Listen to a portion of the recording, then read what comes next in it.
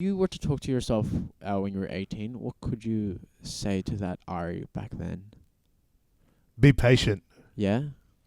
because I kind of had a huge revelation on my 30th. Kind of like Jesus. You know, Yeah. like where Jesus comes out at 12 and he's talking. Yeah. And then like you don't hear nothing from You him don't for hear like 18 years. yeah. When you get to 30 and you hit 30, like you're resetting, you hit the reset button again for the next kind of like part of your life.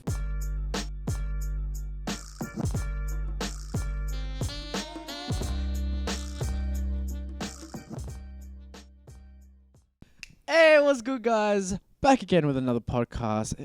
I'm your host, Mark Polinar.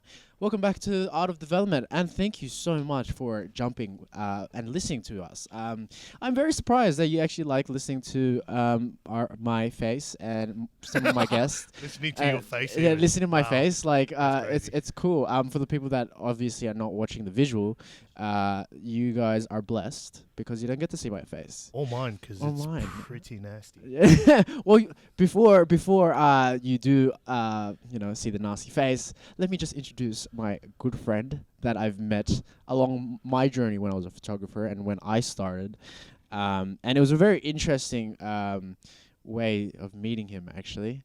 But let me introduce my boy, Ari685. Let's go. How you doing, my boy? I'm hungry. You hungry? Yeah. Do you want more pizza? No, I'm good. Unless you want more, you want a I drink? definitely want a scotch. Yes. Like, I think I've had enough food Yeah. for one Would day. you like to do the honors, my G? Yeah, all right. Yeah, you can't say no, bro. Of course. I mean, on the podcast, we don't condone any alcoholism, but Everything in moderation, guys. everything in moderation. But this is a special occasion with a This- special bottle. That's exactly right. We only bring this bottle out for very special moments. Well, it's more like a celebratory drink, especially Yes. because it's an aged 18-year-old bottle. Yes. Oh, yeah. If anybody's not like watching the visual, we just pulled out a Johnny Walker aged 18 years Better look me in the eyes. and No bad luck. clink. My nigga. Much love, boy. Actually, I shouldn't say that word. I'm not black. That's We're all black, though, when the lights go out. When the Let's lights be go honest. out. When the lights go out, even the whitest guy is black. Yeah, exactly. But, like, I don't have rights to say that word. But Uso. Uso. Hey, what does that even mean? by the So way? uso is the 'Cause I Samoan slang for brother. So Brother, like, yeah, yo, yeah. that's my us. Like, Yeah. it is like a short way of saying uso. Is sole? Sol is like, hey, bro. Yeah. Like, uso's like brother. Is that a bad word in? No, it's a great word. It is a great word. Yeah, but like, obviously, when someone uses it incorrectly, like a white kid comes on, hey, Sole. I'm like, Yeah. get on my face, bro. The soul. Hey, soul. Hey, soul. Hey, My soul, soul shoe's man. gonna hit your face, man. Oh, bro. Hey, do you remember how I met you? There is actually, I have about 10 memories of meeting you, and Yes. it feels like every time it's been brand new. So whichever one you can remember is probably the one I have forgotten out of the 10 times we've met. Honestly, okay. The first time I met Ari, right? I was shit scaredless, right? I was shooting a 21st. Oh yes, actually I do Yeah, you remember do this. remember this. I was Oh, shooting a yeah. 21st, and he was a security there, and he wasn't as fucking extroverted like he is now. He was very to himself and very intimidating. He had a black Hilux, and you can just tell already. I was wearing the same he was wearing color clothing as I am now, but as and with always. the sunnies as Same well. bro. sunnies, same chain, same ring. Like I still got the pinky ring there. Yeah, I do remember. There was actually some kids. I remember you were shitting your pants, Yeah. and I was like, bro, just have fun. Like Yeah, the process yeah, is just true. to you Mm. to have fun. Yeah, and exactly. And then you guys ended up doing your thing. And I remember Yeah. these kids coming later on to fight, and then they saw me and Yeah, bro. what's it called, Wilson? Your Was it boy. Wilson? Oh, I forgot what his name was. Was another dude there? Wilson. It is Wilson? Yeah, well, Wilson. yeah. So we came out, and then these kids just ran off when they saw two big Polynesian guys at an Asian party. Yeah, They're like, oh no, I exactly. don't want a part of that. Yeah, nah. But it was a very lit 21st That was party. that would have to be one of the best house parties I've been at. Honestly, in a long time. for 21st as well, back like in the area as well. I mean, for Granville, Guildford. I think it was in like Carabra area. Nah, I just No, it was like just past Guildford. I think it was past Guildford. like between Guildford and Fairfield. Yeah, that's right. And Yeah, then, yeah. And then years later, bumped into Johnny. I couldn't figure it out. Yeah, We just figured that out last year. That was crazy. How like Shout out to my boy Johnny if you're listening. And also shout out to my boy Steve Zappa, who was on here before. Yeah. That video and that, like, when I watched it, I was like, that is literally a real life depiction of Zappa. He's the quietest person I know. Yeah, that's but true. He is the most analytical thinker when it comes to Bro, music. you could have, like, when you watched it, you saw him, like, you know. Like, I just saw Zappa. I saw like regular Zappa that I know. Yeah. And like I probably haven't seen him in about 5 years. Yeah. But that's because I'm out of the scene. Oh yeah. Behind. And how is that, like, being out of the scene and stuff, bro? Oh, it's great. Like, I'm not. Was there a certain reason why you wanted to get out of the scene? No, just kind of like I have seasons where I want to be in there, and then there's seasons where I want to be out. But then the last time I left the scene, I was in a season where I was working a lot with Mark, like my best mate Mark Martins, who's the manager of DJ Noise. Oh yeah, Kenya Brown, Donnell Lewis. So you know my boy Mark, and me and Mark have a huge history together, like 15 years of solid brotherly friendship. Yeah. He's like my big brother in the game. So he started obviously traveling a lot with the boys, touring, and then I started like tagging along. You know, he knows when he comes to Sydney, he calls me. Everyone knows as soon as Mark calls, that's it. Like everything's off for that weekend. I'm with him, and so like it started like that as friends. Yeah. So he used to, back in the days, he used to do metal acts. You guys do, wow, you guys used to listen to metal. We're huge metal, like we're old hot dammers. So we're like Holy OG shit. 2000. Did you guys rage, like full rage? Yeah, 100%. I used to knock people out in the crowd. Like I was the only, like, I had the nickname Brown Bear because I was the only fob guy who went to the club while everyone else was like white. Yeah. So it was just crazy how like to see, like we didn't even know back then, like over a decade ago, that we'd still be friends today. But he's literally one of my close counsels, one of only like 4 people I allowed to have that power to tell me. Be very... To just be, to just go pull up. Like, bro, that's rubbish. Like, they'll tell me, and I never turn around and go, oh, F you. I'm more just like, oh, thanks. So he's really there for the moral support and every emotional support, physical support. He's been everything. Like, he's literally the older brother I never had. He's like the dad that I never had. And to me, it's like, I'm always going to be in debt to him. Because, because of like, what he's done, but who he is to me as a person. And of course. Like, I would ride and die for that guy. Like, we have, everyone in the industry has some sort of funny story about Mark. Yeah. I have plenty of funny stories about Mark, but everyone knows that if Mark's going to get pulled up by me and everyone's in a car, I don't give a crap how awkward it is. He'll listen. He'll think, as he always does, because he's a great thinker. Oh, I'm sure he is. And an amazing doer, but he's more just like, he's the type of person who will take it on board. Yeah, for sure. And kind of register it and then be like, take it on board and then use it. He doesn't take criticism to heart like I do. Yeah. Like I don't take criticism to heart either. Like I'm sure you've heard 1,000 stories and you know the real me, so you know none of them are true. Yeah. I feel ya. Yeah, I'm just tall, dark, and random. That's always been my thing. Tall, dark, and random. You might get handsome later on if you're lucky. Are you single? No. Okay. Yes. I don't know. What do you think? Oh, well, bro, for a good-looking man like you, cuz, I'm sure you are. Let's just clarify, because I got absolutely butchered on my Instagram last week with these freaking questions. What? On questions on, like, story? On story, I got butchered. There was about 18 people who asked me, are you single? And, like, that's how many I counted before I gave up.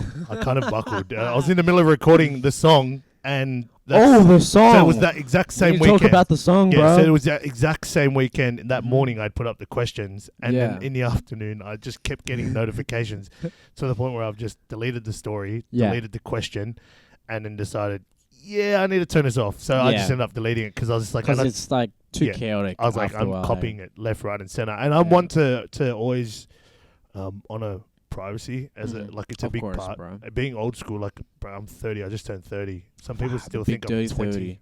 Bro, you still 21 at heart, G? 21 in spirit. Physically, probably still, if I shave, I'm 46. No. I can still play 80 minutes of rugby, so I'm sweet. Bro, straight out. How's that going, by the way? Are you still doing rugby? Like, obviously. Come on, bro. It's lockdown. Yeah, I mean, not during this time. Yeah, but obviously, if we had the season going, I'd be in the season right now. You would be in the 100% season. 100% would be drilled in. I actually miss playing with my Berries boys. Yeah. Shout out to those boys. Shout out to Hezron too, my coach, my big brother as well, 100. My prayer warrior behind the scenes. Hey. A lot of people don't know him, but man, that guy's gold. Hey. Stick to him if you know him as a mate. Hey, respect, bro. Well, that's good, man. But yeah, during this whole coronavirus, bro, like I know how it's impacted both of us because we're both in the nightlife scene and all that kind of stuff. But what have you been doing in during then? I know like music has been such a big thing for you lately, bro. Yeah, so I was lucky because so 2 weeks before early March, me, Noise, and Mark did Newcastle and Central Coast. Yeah, were you guys on tour or something? Yeah, well, we just did the Faded shows, and I was emceeing, and that Saturday night I was absolutely like terrible. Friday night, absolutely terrible. Mm-hmm. I was completely trashed on the Saturday night. As you do. As I do, yeah. And then the week after, we had Kenyon Brown's album launch for the EP, which was literally the last weekend. So that last Sunday, it was just basically like it was the industry and kind of family people on the Sunday. Yeah. So just the fam. Yeah, so we ended up going back to the hotel. It was our last drinks, and we knew that it would be like that for a while. Then my 30th happened, and there was lockdown. Oh, bro! So, like, the thing is, I was very content with my 30th. I got to hide. Yeah. Because usually I'd hide my birthday, but this time I actually didn't have to hide. I was so like content, and you have no choice. Yeah, and then spiritually, like, I just had this peace that I've never had before. Like, this kind of just was like this quiet confidence, and this voice just telling me like. It's time, like it's your turn. Yeah, for sure. And I've just slowly been building momentum over from then till what are we, like a month from the 29th of March? Yeah, basically a month. So it's a month. And I've got a song coming out in a couple of weeks. Yeah. No. 7 days. 7 days. 7 days. Yeah, Sorry, that's my right. bad. That's all right. 7 days. Very soon, bro. Yeah, well... So, did you... Bro. Well, the song's done in 7 days. The video clip will come out in, I think, maybe 2 weeks. Yeah, cool. But then, like, the song came about in the funniest way possible. How did that actually happen, bro? Just typical... Because, like, you, like, coming out with like, music and song, bro, I was just like, hey... My boy is doing some things, but I didn't expect it to come very soon. Yeah, well, I guess, like, the thing is, I've been in the industry, the music industry, since I was 15, like, clubbing. Like, I was the rebellious kid who was full-grown man. Yeah. Who so you were sneaking into clubs and shit? Yeah, well, parents asked for the birth certificates when I played footy against their teams. So it's not my fault that your white kids couldn't handle it. Hey, but no disrespect to the white kids. I love the... Look, I got some crazy-ass white boy friends, so even though, like, I'm paying them out, they're some of the most... best mates I have. Like, I grew up around white people. Like, I grew up in Mascot. Yeah, that's right. You were like, in the east. There's no Samoans in my area. There were when we started. There's only a few left, but there was a huge Tongan community, which is around the corner from my mum's house. So we're super close with those boys. But the notice of the difference between the east and the west is in the east, everyone's harmonious. We all get along. Yeah. And the further out west you go, the more our people beef. Because all my closest friends are Tongan growing up. And then, like, most of my drinking buddies are actually Tongan. But most of the boys I kick with now are Samoan, obviously, because culturally I now live in the West. Of course. It took me 30 years. Literally 30 years to move out west. You literally just moved out to the West very recently. Yeah, well, people don't consider roads West, and I can understand why, because it seems like I'm in a white area. Yeah, it's but just technically you can jump in that water. It's not Mount Druitt's Yellow Lake at Tilapia or something. Like, I might not be from the area, but I know, like, my boys are out there. So yeah, big shout out to my boy Stephen Nelly, Josh Alu. There's also a few more out there. D-Boss, aka Simon, aka Red Honcho, big and his brother Teaser, featuring on the teams. next track. And Mosul Remain, all the way in the UK. Last one would be Lay, Mr. KFC, aka Mr. Fake Taxi. Mosul. There's Mosul. Those are my ride or die church boys. We gotta love Fake Taxi, so shout out to him, bro. What's Fake Taxi? You know that taxi that comes around and picks you up and gives you money afterwards? No, I catch Uber. Okay, fair enough. But yeah, I mean, just Google search it. Yeah, we're going off subject, but anyway, so back to the song. So what happened is, like, I caught up with the boys literally just during the week. Like, they came over on a Monday, I think, and I was just like, yo, come on Saturday, I got a song. Let's just do something. Like, I want to do the Mauso challenge. So originally... It was a challenge? So originally, Poly Rappers has this Mauso challenge going, which is, like, was trending. Was it on TikTok? No, TikTok's for dickheads. Well, shit. anyone under 25 would do TikTok. Anyone over 25 looks at that and goes, that's just Vines. Yes, pretty much. So the thing is, I was supposed to do the Mauso challenge. So the Saturday, I was supposed to go with Josh and the boys to go record it. Yeah. I had originally planned to go to Coogee, to Randwick, to go help a friend move. Yeah. The friend ended up like being too late. She packed up because her brother was too fucking slow. Yeah. And we got burritos we're eating in Coogee, and then we're driving back to Mascot to go to Simon's house, aka Red Honcho, who's featuring on the track. Funnily enough, we were like listening to him. He's like, "Oh, bro, turn this shit off." Like I was just like, "Turn it off. Play some instrumentals." Plays the first instrumental we did. Like he played. So were you guys in the car just? Yeah, we're just driving. Yeah, we weren't even like Nothing was forced. This is when you know you made magic. Oh, of course. We were driving. Josh was driving. Teaser was in the front. Teaser was DJing. I was in the back, just sitting, just looking out the window on the M1. Yeah, and just thinking about life. Yeah, just chilling. Like oh, bro, I can't wait to drop this my also challenge. And my mind was set on that. And then like I go drop some instrumentals. Drops it. I dropped this just faggot ass like freestyle hook. I'll call it that because it seemed like that at the time. Like, but then and it ended up kind of being a banger. Well, literally, I don't know. I haven't released it yet, so I don't know if it's a banger. But I mean, for the people that know who are involved in the song, I've got pretty good reviews, but I'm not going to rely on that yet because the public hasn't seen it. Yeah, for sure. But yeah, we recorded. I walked in and Simon was like, I think Simon was slightly intimidated by how quickly I got on because I'm just an absolute professional in general. Like I always want to be, like my brand is always to give 100% every time. Yeah. And I just dropped 8 layers on the first like hook. Bro, and then the boys dropped their verse. Simon dropped his verse. Teaser dropped his verse. So it was very spontaneous. Very spontaneous. It only took a couple of hours to get, but we got everything under 1 hour, like all the ideas. And then like I chopped and changed the instrumental with Simon, like D-Boss kind of ripped it. So we ripped it. Everyone doesn't know that we ripped that actual beat off YouTube. Yeah. So that's not the actual final song. Oh, so it's not. There's another little secret, but I can't release that just yet. Well, it's a secret for a reason. Boy. Well, all I know is that the hook's the hook. Mm-hmm. And the lyrics and the rest of the song aren't going to change. So but what everyone finalized already. Yeah. So the lyrics. Yeah, I just catfished the crap out of everyone so they could learn the hook. Yeah, that's fair. Chess, not checkers. Chess, remember not that. Checkers, bro. Hashtag checks, not checkers, boys. Yeah. So we like made that song, and then like we started. I sent it off to certain people whose opinion I find very valid in the music industry, and they came back with good reviews. And then some people have pulled favors for me. Yeah, for sure. Mark did, like my mate Mark Martins gave me a huge hand, like in getting like Distro Kid. Getting like all my handles ready because like just set it up. Yeah. And then leave it. Like I got a Twitter and I don't use it. Like I got a. But it's there. Yeah. I got a Facebook page and I don't use it yet. Like I just use Facebook, Insta. Yeah. Is Insta your go-to? Yeah, Insta's like my domain. Like that's where I do my best work. What's your at? Ari685 music. So if you see Ari365, that's not the one. That's just some random guy in fucking Miami. Yeah. He's a tiny Mexican looking dickhead. Wow. No, I was going to be. I was going to be Ari. Similar like you. Yeah, bro. I was going to be Ari685, and then like, funnily enough, we went to search it on Instagram. Like Mark's like, "Oh, someone's already got it." I said, "Don't worry, I'll add music to it." He's like, yes." Actually, where did the numbers come from, bro? Like, out of curiosity. So when you dial out to an international number, what's the number you dial to the Philippines? Fuck would I know, honestly, bro. Okay, so if you dial out to Tonga, if you dial out to Tonga, it's 676. If you dial out to Australia from international, it's 6-1. And now if you dial out to Samoa, it's 685. Right, so it's your country's. Yeah, well, Poetic. Code. Yeah, so it's basically our number code. So Poetic, aka Ventry Parker, his real name. He's from Whangarei in Samoa, which is where my family is as well. So he was the first.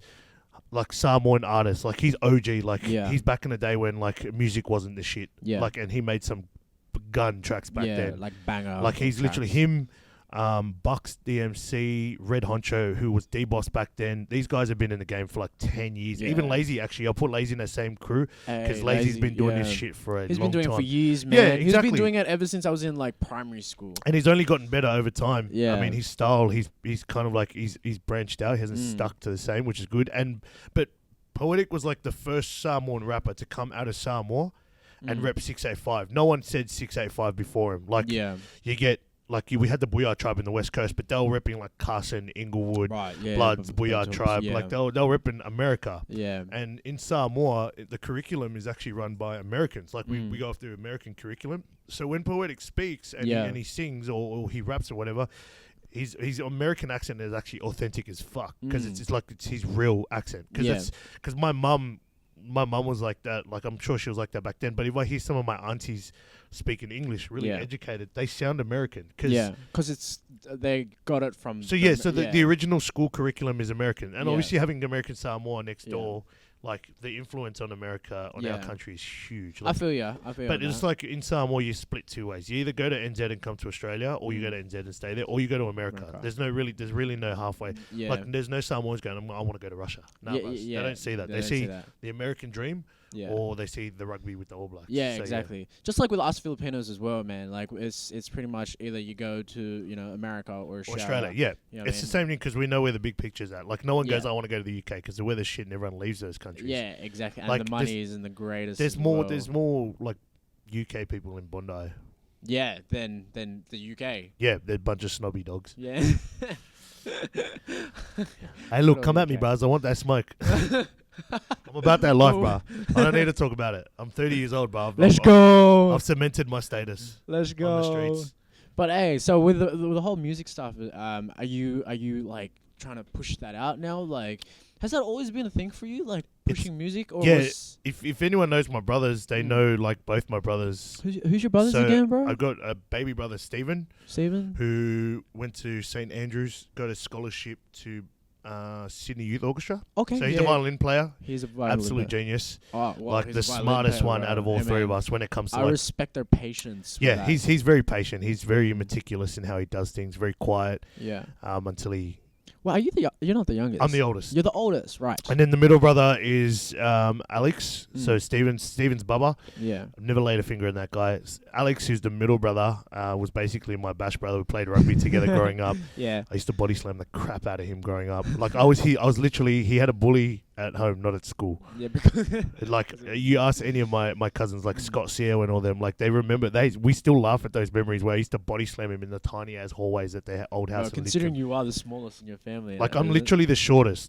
But when you put size wise, I'm medium. So I've got like, my brother has the strength. I'll give him that. He has absolute uber strength that I don't have. It doesn't exist in me. But I've got the speed that he doesn't have. Yeah. And I've also got the calves. Yeah, 100%, bro. The I don't even need to work for them, bro. The That's gods, natural. bro. Yeah, bro. They were carved from Zeus himself. Fuck Zeus, bro. John Wick all day, John Wick, John Wick all day. Just I mean, we're not sponsored, but John Wick 3. Just saying. We're just talking life here, brother. Yeah, it was pretty litty, man. John Wick. I can't wait for number 4. Like they four is gonna be sick. That's the thing, like, because the same guys who the whole team that made Matrix. Yeah, so the whole Matrix made John producers. Wick, but they learnt their lesson to not spoon feed everyone because are the last Matrix. Well, Matrix 1, 2 were great. 3 it just became absolute verbal diarrhea. It's usually the trio, like they gave too much away. One. Yeah, like now everyone's like ready for this whole old Morpheus and Neo reunion. Except it's John Wick. It's John Wick. It's John Wick. What's his face? What's his name in the movie? I don't know. The Dowry. The Dowry. My throne. Oh, throne. I am the Dowry. Even though I got scratched in the face. But yeah, Bug One. Doesn't matter. He always seems to get scratched in movies. Yeah, I know. I think that's like, it's just a meme now that he just does. But them two as a combination are amazing. Like, because anyone that knows Keanu Reeves' history, he's so diligent. Oh, for sure. Because he learns everything. So everything on screenplay, he doesn't have a stunt double. He doesn't know. It's majority of his stuff is... He learns, but he doesn't have a stunt double for it. Yeah. Amazingly, he learns everything, but he lives his life like a bum. And I'm like, bro, so much respect to you. Like, that's humility to the key. Exactly, bro. Like, man's making millions, but he can still act. Man, he'd rather be homeless and still act than have to worry about that. Man, I've seen, like, on social media that, like, he still catches, like, the subway, like, Bro, he still acts like a normal human, and that's what I love about him the most, because I feel so, like, and that's kind of, like, my vibe as a person on socials. Yeah. Is that, like, the genuine kind of side of who a person is. Like, Keanu Reeves is reported on. He doesn't have socials. Everyone does it for him. Yeah, but that just goes to portray how much of a straight-up real dude he is. Like, because... Like, I love all the music that's coming out of Australia. Like, there's so much good shit coming out. Like, you got 21, you got Inner West Youngins, you got the 1-4 boys who literally started the trend, like who started the wave. And then you've got drill rap. Yeah, the drill rap. And then up in Brizzy, you got the Switch with those boys. Like, you got Lissy and all that. You got Ezra James has been in it for a while. You go down to Melbourne, you've got HP Boys. Oh, the HP Boys. Real Rens. Shout out to Marshall Real Rens. Used to play at Randwick together. And oh, really? Yeah, funnily enough, I knew Rennie when he was skinny and he was a bra boy. Yeah. Was this high school days? No, this was out of high school, probably like 21. So like about maybe 9 years, 19 years ago. Rennie was a gun player. Like, so when anyone talks about real Rens and they're like, oh, you know, he's rap shit or this, and I'm like, bro, shut up. Go say it to his face. Buzz. No, because I'm like, bro, go say it to his face. He'll probably knock you out, bro. He'll probably eat you alive. And if you said it to me, I'll probably knock you out too, you know? Like, yeah, hard, bro. Just, like, let him do his art, bro. He's doing his thing, bro. Like, stop hating. Bro. Respect the 100%. Man. Even though Melbourne's, like, hated and they had beef and that, like, all the beef is cool and all, but, like, man, this is supposed to be about art. Yeah, and, exactly. Music is art, bro. Yeah, I get a lot of inspiration from people I know in my life. Like, my brother's really close with, like, SVNO. Yes. So, Jaquil. Yeah, Jaquil. I'm super close to them. He's close with those boys. And I respect watching other people's art. Because I've learnt from watching so many people how to craft my own gift. And for, like, 30 years, I was so, like, nah, I don't want to do it. Yeah. Nah, I don't want to do it. Like, I'm not ready. And then now I'm like, you know what? This is the best time to do it. I got so much time on my hands. Yeah, for sure. And then as soon as I, like, dropped the teaser, I got a huge response from people. Yeah. I mean, and if you know how to run socials, you know that inboxing people to like, comment and share is a huge thing. That's the best way to get it out there. But there was a lot of unknown people I hadn't spoken to in a long time. In a very, like, how long? Like, like years long. Yeah, and then I came back onto Facebook, and the handles, I had to change the handles for a page, and then like, it's just creating momentum there. I found, like, a band of brothers with my boys, like, you know, like this how do you call it? I wouldn't call it a Bible study group. I just call it a band of brothers. We're called Thy Kingdom Come. So if anyone sees my handle, I have seen that actually. Yeah, so I've hashtagged that because it's like, if anything I want people to remember me for is that I don't care what label they give me, because I've got 1,000 different labels. Yeah. There's probably more labels than I can think of. Yeah. But the only label I ever want to be remembered by is that, oh, that guy loved God. Like, Jesus is the only one. And like, I always make that the center of what I do and who I am.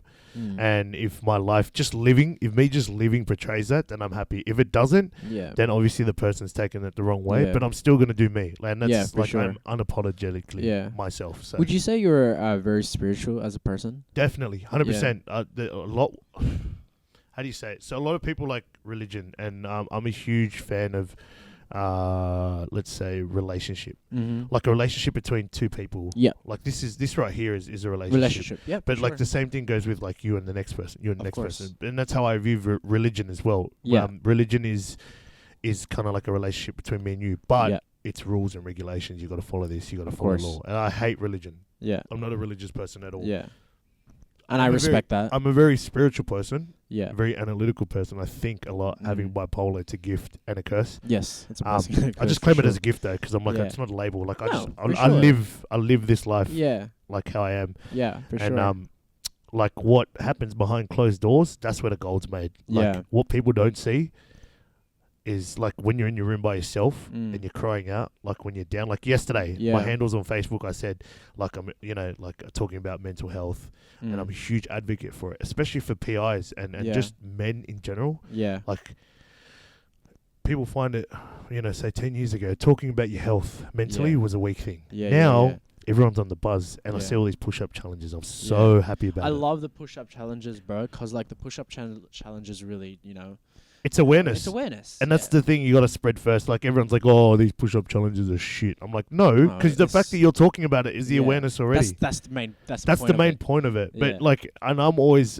willing to teach. Yeah. So if someone goes, oh, bro, like, man, reaching out, I'm like, yeah, bro, I'm here to help. Like, you know what I mean? I'm here to educate. Like, you got to leave your cup more full than when you came to me. And that's how I always want to leave people. I want to leave them feeling more energized than when they open the conversation with me, like over the last couple of days. We've talked a lot. Of course, bro. This is why we get along so well. We could have talked for like 12 hours. Because we can, still not have enough camera footage. We could have had like a whole live stream, just shooting. Yeah. Look, not even joking. Hey, man, actually, in the future, we might do an art of development live stream. That might be a good idea. Yeah, that'd be sick.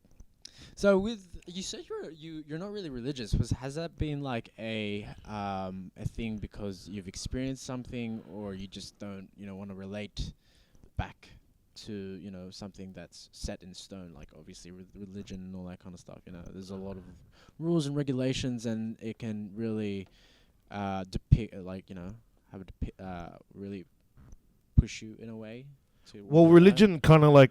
Religion, I say it like school. It teaches you the fundamentals, but it doesn't let you explore. Right. So, like, just like education systems, church is an amazing place to go. Of course. It's an amazing place to learn. It's an Yeah. amazing place to figure out the basics of everything. Yeah. But unless you decide to take that and venture outside of the building, Yeah. you won't get anywhere. Yeah. Like, I don't do religion. I Mm. appreciate it. Mm. Don't get me wrong. Religion's the best. It's done so many wonders for the world. But people are screwing it up by doing the wrong thing. For sure. So to me, it's like what I do at home in my own spare time, in my quiet place. That's where the magic comes, you know. It's that relationship. 100%. Because that's intimacy. only the intimacy that you have and like the tangible presence that you have of God is. Anyone who knows it, who knows that power, once you tap into that power and you're stuck there, you know you're never leaving that again. Of course, bro. And I've done like 30 years of running away from my gift and from my calling. And like there's so many people like, and this is like true story, how many times I've been pulled out of the front of church at Hillsong and a pastor on the stage is giving me a word. It's the most embarrassing thing for me in the world. And it's not happened once, it's happened multiple times. When I mean multiple times, like people have been going, I believe in you, I see in you what they see. And it didn't take till I turned 30 to realize that and to step into that power. Right. And now I've got this like, I've always had an infinite amount of energy as a person, but like now I have this upper gear to kind of like switch people off. Yeah, interesting. And just I guess play the game. You know, life isn't a game. It's not even a destination. It's a journey. Yes, for sure. And you know, things like Instagram is just a destination. It's a highlight reel, but it's not actually real life. You know? It's the depiction of what you want people to see. Really. Yeah, exactly. So my stories are all just fucking shits and giggles. Yeah. And like if you watch my handles, it gets people going. But if people really know who you are, bro, like, you know, I know you can. They know if anything, what's on stories is 10 times watered down to real life. 100%. Because I am 100% more savage than I am on those stories. Like, Yeah. I'll troll the shit out of everyone and myself. Sure. Yeah. Take that power away from someone else to get it on me. 100%. But, like, I think being a Christian, like, people think it's you're supposed to be a particular way. Yeah. Like, you're supposed to be this Pope kind of guy. And I'm like, bros, that's not how it is. That's not what God said. Like, God gave us Jesus. And Jesus mended what Adam broke. Yeah, for sure. And then that power, once you realize that, is that God wants you to live your best life as yourself, but with Him driving. Yeah, for sure. People are always like, oh, Jesus, take the wheel, but put Him in the passenger seat. Yeah. You know, like, oh, Jesus is next to me. No, Jesus should be the one. Wheel. You should be the Uber passenger, and God's driving. Yeah, for like, sure. You know what I mean? Like, and everyone's like, oh, man, Jesus, this isn't that. I'm like, Buzz, I still love you if you don't love God. Yeah, I've got a lot of atheist friends. Yeah, no, I do too, and I respect that. You know what I mean? I'm like, my walk is my walk. I'm not trying to force anything. I'm just living. I'm genuinely just living, and what you see is what you get. And I'll call your bullshit. Yeah, for sure. And ace, you know, I'll call it ace and ace. Yeah. It's like you know, what do you call it? Spade a spade. Spade. Yeah. I know you said you were running away from, you know, the last 30 years. What did you mean by that? Like, what was your you know, your teenage life like, bro? Oh man, teenage life was crazy. So like, I went to Hillsong. So I had a friend, Simon DeRaggio, at high school in Rannoch Boys. Yeah. Crazily enough, this guy used to just piss me off at school. We played grade to get like first 15 together. He was always on my case about coming to youth. And I was just like, I was like, you know, like, I was like, oh yeah, bro, I'll come check it out. I'll come check it out one day. And then one day I checked it out. Yeah. And because of that guy, our whole family's life changed forever. My brother's a worship pastor at Hillsong. He's part of Young and Free. He's the big Indian on the stage. I love Young and Free, man. Vibes. Yeah. Good energy. Yeah, my brother looks like a 7-Eleven worker. He's going to hate me for that. I hope he's not listening to this. I hope he watches this and then wants to kill me later on because he won't be able to catch me. Yeah, but if he catches me, I'm dead. Yeah. Like, I'm dead meat. My baby brother, he knows. That's my, like, he's my golden child. The baby's like my nephew. Like, these two are like, I'll never hit these kids. Like, I've never touched my baby brother. You can ask him, fact check. I'll bash the shit out of the middle one when I was growing up. Never touched Bubba. For sure. I was like, I'll kill for that kid. I'll kill for both of them. They're, you know, my family. I mean, then my mum, like, bruz, can you imagine how strong my mum is to put up with my dumbass? Oh, bro, yeah, for sure. Well, she's raising three boys. She raised two good boys, and then she had to raise this freaking crazy nutcase. The eldest one. Yeah, hard, bro. Like, I take the cup for being the naughtiest kid in high school. Like, I got kicked out of school for bashing a teacher. Did you? Oh shit. Yeah, so I was all over the news. I was 16. Like, it's not something I'm proud of. Yeah. Okay, yeah. No, So it's fair. not like it's a story that like anyone that grew up with me knows. Yeah, oh, for but sure. he takes the cup for the worst cunt. Yeah. in So school. how did that end up escalating? Oh, so I was going through like a lot of shit with my mum and my dad. The divorce was happening. Understandable. And it was just like, and as a young teenager, you don't understand your emotions. Of course, you're still exploring. Exactly. You're still trying to figure out who you trying to are. understand But the yourself, information I'd found out like probably a year or two before that was that my psychological dad, the guy I thought was my dad, was not actually my real dad. Yeah. And when that happens, your whole world comes crumbling. You're like, everything's a lie. Of course. Your whole world's a lie. You're Yeah. just like, fuck this shit. Like, I hate my mom, I hate my brothers, I hate my family. Yeah. And Did you you just blame everything? Yeah, blame everyone, and Yeah. you're just hating the world. And like when my mate Simon came like into my life, it changed my life, but it didn't change my spirit. Right. Obviously, it changed the course of my family, Yeah. but it didn't change my spirit. And so all these emotions that I was feeling as a person, as a man, like as a young adult, or an old, like a young teenager trying to become a young adult. My dad's gone.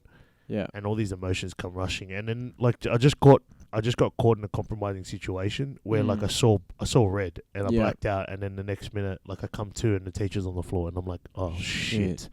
And like all I saw was like my dad's face, like my psychological dad's face, and like from then on it was kind of like a spiral, you know, like I became even worse. Like I got away with that charge. I wouldn't say I got away with it. Did you do time for that? I got 18 months suspended sentence. So I skipped juvenile justice. Juvenile, detention. But then I turned 18 and within 2 months I was in jail. Right, because it was still March, part of that. June, yeah. So there's a lot of these, like, emotionally wasn't grown as a man or as a person. I was still holding on to, like, really bad feelings. And then I was running with, like... Would you say it's, like, trauma in some sense? Yeah, 100%. Yeah, definitely trauma. Like, now I look back, I'm like, there's a lot of shit that... You're still trying to release and heal? Yeah, like, now I'm, like, sweet. Like, I've forgiven my father, and even he came at me last week, and I still just, like, shouted him with love, like, just killed him with kindness. Because I know it's going to hurt him more than it hurts me. Because he doesn't deserve to have any energy towards... Like, he doesn't deserve to have that power. But 18... A couple of months later, when I got out of, like, I left, like, I ran away from home when I was like 17. Right. And like at this time, I was living in the city. If anyone wants to fact check, you can ask Mark Martin. I was living right behind Star Bar with my big brother. Star Bar, even. Yeah, so in Century Tower, George Street. Yeah. Yeah. So back then it was like the shit, and that's when Pavilion was still around. So if anyone remembers that was some shit. But I lived there. I had like, and these days I was running with Singhua. So Singhua, bro, you're part of the boys. So this is going back. So like, these are my boys. I'm very surprised you were hanging around with the Asians. Well, bro. I didn't remember. I didn't grow up out west. I was a city slicker. Like I was a city bum. I was a city kid. But I also had heavy metal mates in the scene. Like I was part of the scene kids that hung out at Town Hall. Those goth kids in high school. That was me. That was my crew. Yeah. But to make money and hustle, I'd half be in the club doing shit, and then half outside doing other exactly stuff. running shit with Asians that to this day are still some of my closest mates, but they know that I'm not on that path anymore. Right. Like I've done some shit I have to take to the grave. Yep. And of course, because our code back then, unlike these kids now, is to never talk about what we did. Yeah. Everyone who knows what we did. That's the code for any. But it's just a different generation. Like all of us born between like 80s to about 98 or 99, just before the 2000 new millennium hit. All that, like that generation 99 backwards, everyone's still the same. Yeah. Like we were the pre-Bebo era. We were still the... Do you remember the dialer? Dude. Like it sounds like 10,000 different cats screaming. Like it's just all over the place. Like it's so annoying. Like aliens having sex or some shit. Exactly. Not knowing what viruses are when you're looking at porn and you get caught at your cousin's house, and then like your mum tells you off because why were you looking at porn at your cousin's house? The person who hears that and knows that, you know what I did, and I got in a lot of trouble for that. I don't want to say names because the guy is a very, very esteemed figure in the community. All right, we don't want to mention that. He has status. Let's just say he has status, and I don't want to. I don't want to name names. Yeah, for sure, 100%. So, but his mum would laugh because she would remember that. Yeah. Because, I got a mad hiding the next day. my mum. Oh, bruh, you think Mike Tyson's bad, Buzz? You ain't met my mum. She's Queen Bee, lad. She was Queen Bee before Beyonce came. Queen Bee, yeah. 100%. I called her Queen Bee then. She's the coolest, but she's gangster. Hey man, I didn't meet your mama, man. Nah. She Everyone wants to meet my mum. But just go to church, bro. You'll see my mum there. Oh, she should definitely. Oh, exactly. Yeah. She's always at church. She's a prayer warrior. If it wasn't for her, I'd probably be dead. Let's be real. Oh, yeah, I respect that as well because my mom as well. She's like very religious in the Catholic faith. She's very like she's one of the leaders and all that kind of stuff. Exactly. Like they're so involved. Our elders. Very, very you involved. remember how you used to walk out of the house and they'd be like, "I'm praying for you." Yes, always. You don't understand that until you're older and you realize, wait, now I have to do it for my people. My people like, and like my friends and even my parents and all that kind of stuff. Yeah, because everyone thinks that like this life is like what we see here is our life, and like no, there's another war going that no one sees, and it's inside. It's a spirit, it's a battle between two different worlds. It's the good and evil realm that's unseen. Yeah, and unless you're either a fence sitter, or you don't care. Yeah. Or you're one or the other. 100%. And I was 30 years I was running the wrong way. I was getting closer to hell. Let's be honest. I'm not saying that I'm, perfect or I'm an angel or anything. Bro. I definitely decided to kind of like put a stamp in the ground and go, bro, you haven't killed me for 30 years and I've already died once. I'm like, you're going to have to find out some new ways to come and get me because I'm now ball running for the other team. Yeah, I was like, I'm not coming back to your side, bros. Like these shackles are gone, brother. Yeah, exactly. Come, bros, come to the area. You don't want this smoke, brother. We don't want that smoke, bro. Bros, come to Rhodes. Hey, if anyone goes to Rhodes and you walk over that T-way and you see that Samoan flag, just know that shit is my room. All right, that's like my way of stamping my territory. That's the official Olympic flag from the 2000 Olympics that I begged my mum to get me, and I cried so that my mum's mate, who was a doctor, stole that for me. So it's still got the original Olympic stitching on it. It's still there. Like it's 2000, yeah. 2000, yes, the Sydney Olympics. That's crazy. Cried when we went to the Olympic Village for that. Fuck. I begged my mum for that. Like there was obviously unlimited games, but at that time, 10 years old, I just wanted that flag. And you know, when you want something so bad, when you're a kid and you just do the, it was literally that kid. I was that one kid who did that on purpose for that flag. And I probably I didn't cop it. My mum just was like, "Aw." I was 10 years old. She felt sorry. It's just. It doesn't work anymore. Of course. Now it's more like, shut up. What do you want? Because we're adults now, so she could treat me like an adult. She's like, shut up. What do you want? Yeah.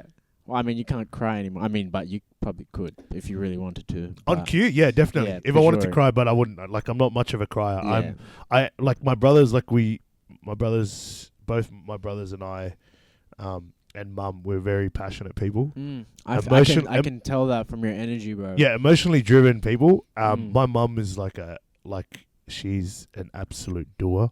Yeah. So like out of all my mum's siblings, all my cousins love when my mum comes because my mum's not the type to sit and do nothing. She's and I kind of have gotten my drive from her as well. Like watching her do her thing for like all these years. Yeah. It's crazy when you go, oh fuck, I remember mum used to do this too. Like I get up on Saturday, I pump music and I clean the house. You knew in a fob house when you hear that music turn on at 8 o'clock in the morning, you either get your ass out or mum's coming to knock you out to get your ass out.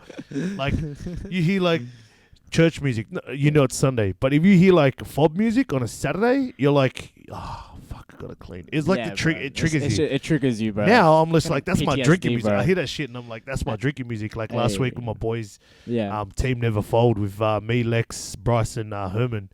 We were drinking last week and we were just having the funniest time. Like there was only 5 or 6 of us, but it was we claim that, Team Never Fold. I was like, if you're going to drink with us, you're going to drink with the big boys, you better drink well. Yeah, you better drink good. And it's funny because I didn't get drunk. I just had like 2 beers. Yeah. But the night before, we were just singing and jamming and like hanging out and just vibing because we hadn't seen each other. Now I'm out west.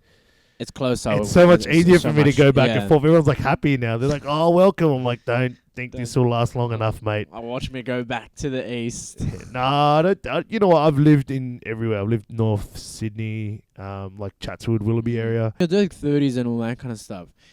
If you were to talk to yourself when you were 18, what could you say to that Ari back then?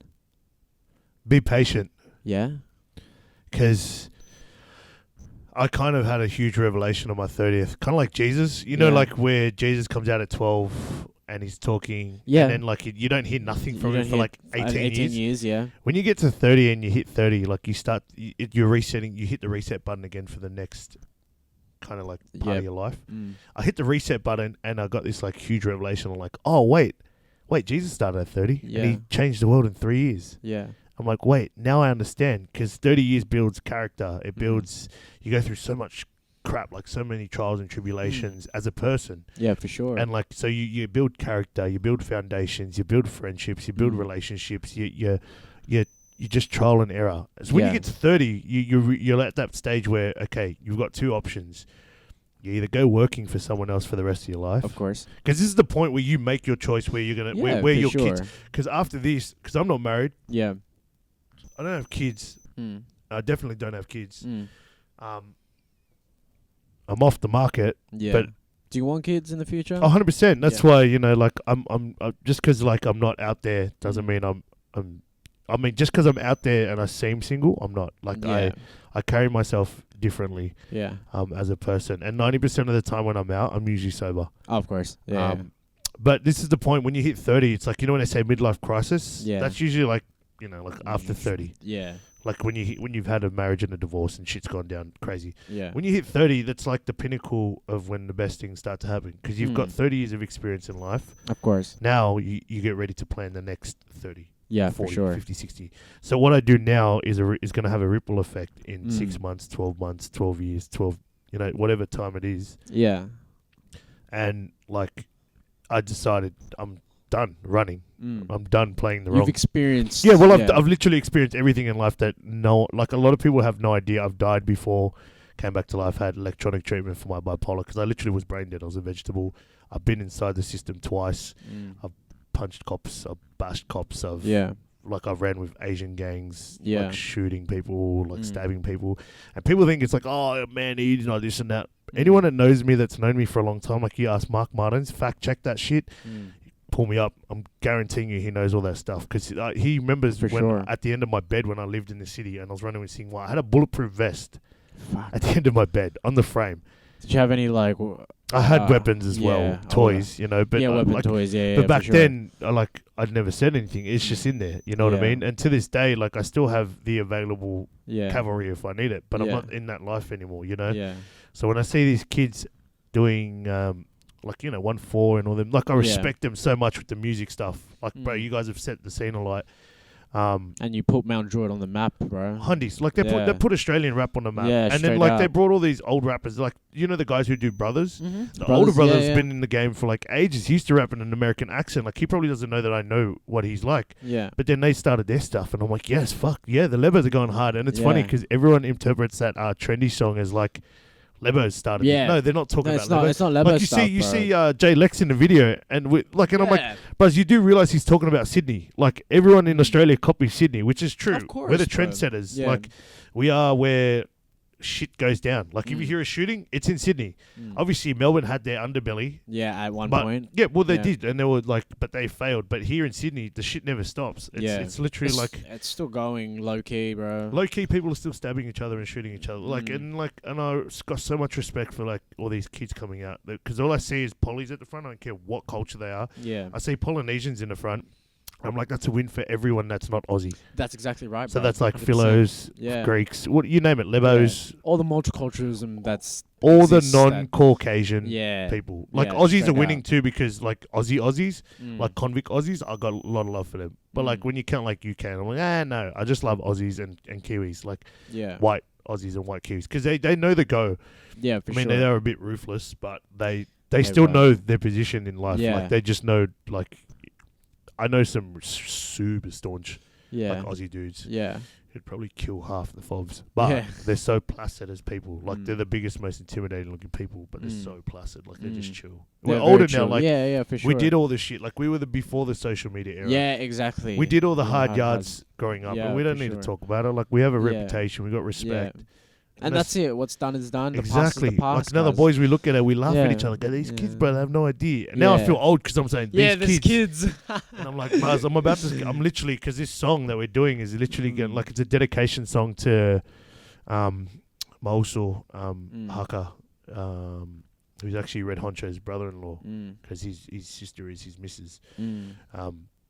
So this is kind of like our way to say goodbye. Yeah. Obviously, he passed away in the lockdown period. Of course. Couldn't say goodbye to him properly. So I moved to Rhodes, and that day was the funeral. Like the boys were going to the open So this is the proper send-off. Yes, this is like this is like.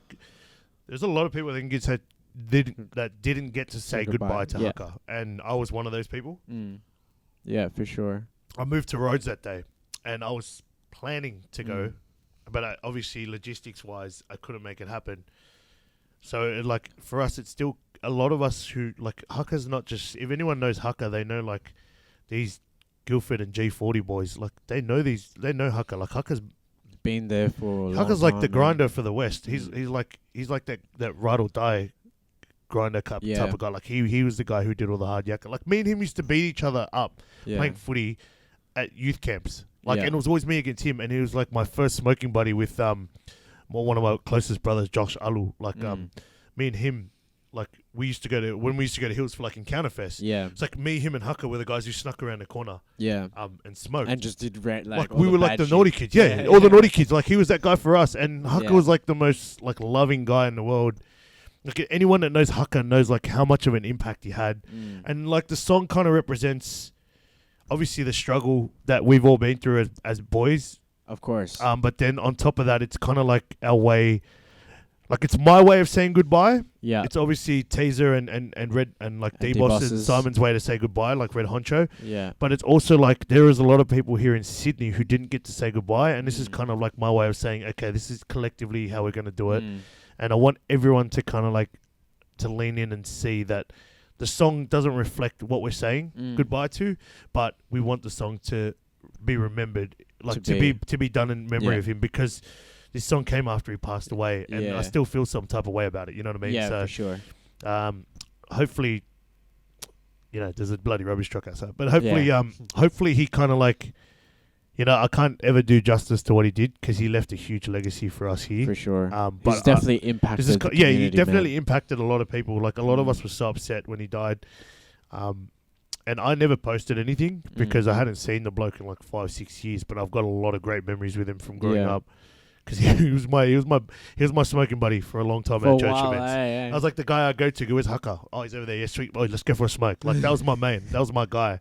But he was that guy that's he's always down for everyone. Yeah, for sure. He was that one guy that's if you needed him, he was there. He's there. 100%. And I've got endless stories about the shit we used to get up to.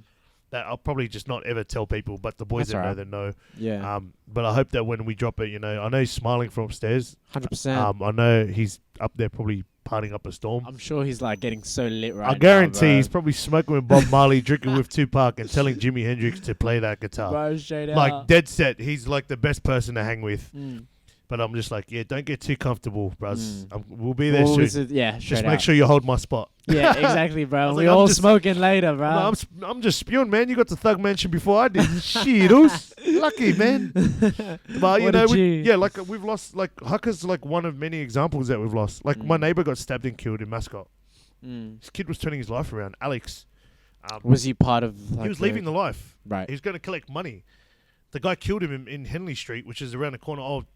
Tramway Lane, and left him in a trolley on the street. Fuck. So every time I walk past that pole, I think of Alex. I look up, and I got the 2020 tattoo on my hand in memory of him, because I'm there's a song by Machete District called Ghetto Prayer. Yeah. And the chorus is every day I wake up, I pray to my maker, I hope I'll make it to you in peace. Yeah. Hope, homie, not a day goes by when I don't think about my usos. Yeah.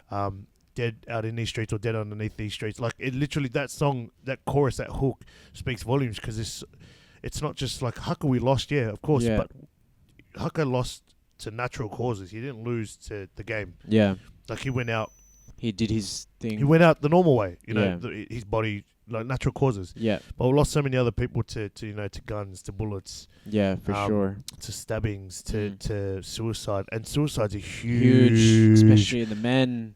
And especially boys, in males PI males, Pacific Islanders, it's just spiking, and this COVID stuff's not helping. Nah, for sure. So this mental health awareness stuff is amazing to see the push-ups, but there's too many people I've seen.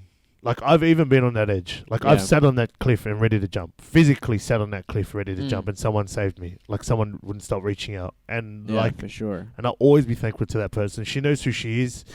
If it wasn't for her, there's so many people that need to be grateful for that person, because she saved my life. Of course. I would give her a shout out, but I know what type of person she is, and she loves her that's all right, privacy, and I But appreciate it. she is listening. She knows. Oh yeah, 100%. She knows exactly who she is. Like you know, like Hooligan Hef says, if you know, you know, you know. You know, just call your mum, tell her we're doing eat swap. You know what's funny is actually her mum. I need to get that guy on this podcast. You know what's funny is that if her mum hit me up, she would ask me to come over and eat. Like she'd go, "Oh, come over and eat." No hesitation. Doesn't even have a conversation. Just goes, "Come over and eat." And I'm like, "Oh, like she's literally her mum is the best." Like it reminds me so much of my mum. Just such an open, warm spirit. Of always course, welcoming. Bro. She's like, you know, she just has that like motherly loving tendencies. 100%, but not just for the kid, but for everyone. For everyone, yeah, for sure. She's like one of the, you know, she's another queen in your life. Hey. Oh, I'm only allowed. I'm only allowed one, I guess. I'm only allowed 3 great women in my life. I've had 2. My nana's watching, so is my grandpa who's up there. Rest in peace. You know, everything I do is I always think of them. They're not far from my thoughts. Yeah. My mum, she's still here. Yeah. God bless her soul. God bless her soul. Can't believe you had to, you know, push this ugly shit out. I still can't believe you put up with me. I don't know how you do it. How you haven't killed me, I don't know. Yeah. I mean, I look at myself every day and go, what a fucking head. But yeah, that's a good looking head now. With that sexy ass beard though. I don't do shit. This is just me waking up out of bed. But you know how like you know that song? I woke up like this, flawless. I probably woke up 10 times worse than this with you know like morning after breath. Yeah. Snot everywhere. Drool on the pillow. Yeah, for sure. I definitely didn't wake up like this. I had to have a shower to make sure I don't look like anything else. Yeah. So guys, what we're gonna do, we're gonna for this exclusive content that we're gonna do, we're gonna do a part 2. So if you're listening right now, there's gonna be part 2. And for those who are exclusively listening to iTunes and Spotify, you guys are get an extra 30 minutes of this. So stick around if you're watching on if you're listening on Spotify and iTunes. But if you are on YouTube, definitely check out my boy at Ari at Ari685 music. 685 music on Instagram. Don't look for this face because it doesn't exist. No, he knows the rules. I don't want to be seen. No, besides, like in the videos, he gets an exclusive because he's my boy, and I got a lot of love for Filipinos. So it's sweet. My G. But yeah, so we're gonna continue that on the next episode. So stick around, and if you love my boy, please show him some love. And if you don't love me, just leave a hate comment if you're ready to get roasted, because I will gladly just give you. Just literally, bro, just write. You have a coconut head in the comments. Try me, please. Do it. Give me some ammo. Yeah, I love it. I'll always take the challenge head on. So good luck. But anyways, guys, if you are watching on YouTube, definitely check me out at mark.polinar at Instagram. Thanks for watching. See you later. Let's go.